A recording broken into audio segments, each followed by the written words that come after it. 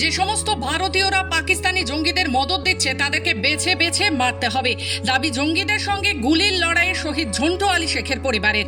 নদিয়া তেহট্ট পাথরঘাটার বীর সৈনিক ঝন্টু আলী শেখের মৃত্যুতে গোটা এলাকা জুড়ে এখন শোকস্তব্ধ। জানা যায় গতকাল কাশ্মীরে ভারতীয় সেনা এবং জঙ্গিদের গুলির লড়াইয়ে শহীদ হন ঝন্টু আলী শেখ।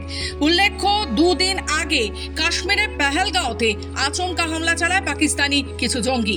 অভিযোগ ওঠে বেছে বেছে এক নির্দিষ্ট সম্প্রদায়ের পর্যটকদের গুলি করে হত্যা করে তারা।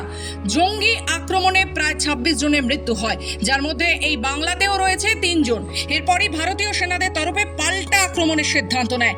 চলে পাকিস্তানি জঙ্গিদের সঙ্গে গুলির লড়াই। সেখানেই জঙ্গিদের ছোড়া গুলিতে শহীদ হন বীর সৈনিক ঝন্টু আলী শেখ। মৃত্যুকালে তার বয়স হয়েছিল 36 বছর। তার 2 সন্তান রয়েছে।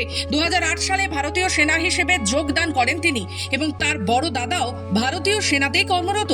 জানা যায় পরিবার নিয়ে আগ্রাতেই থাকতেন তিনি। কিছুদিন আগেই তার কাশ্মীরে পোস্টিং হয়। পেহেলগাঁওয়ের ঘটনার পর পাল্টা আক্রমণের সময় তার মৃত্যু হয়। বর্তমানে ভারাক্রান্ত গোটা পরিবার সহ গোটা এলাকা।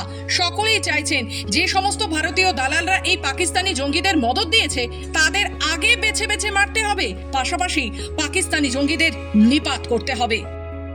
সরকার চাচ্ছে জঙ্গিদের শেষ করতে হবে। জঙ্গিরা যাতে পাকিস্তান থেকে ভারতে না আসতে পারে, ভারত এসে যেন এরকম কার্যকলাপ না করতে পারে, ওদের উচিত মূল্য শাস্তি দেওয়া দরকার আছে। ওরা যাতে শাস্তি পায় সেটাই আমরা কামনা করি। ঝন্টুর পরিবারে কে কে আছে? ঝন্টুর পরিবারে ঝন্টুর 2 মেয়ে, এই এক ছেলে এক মেয়ে, বৌমা আছে, ঝন্টুর বাবা আছে, মা আছে।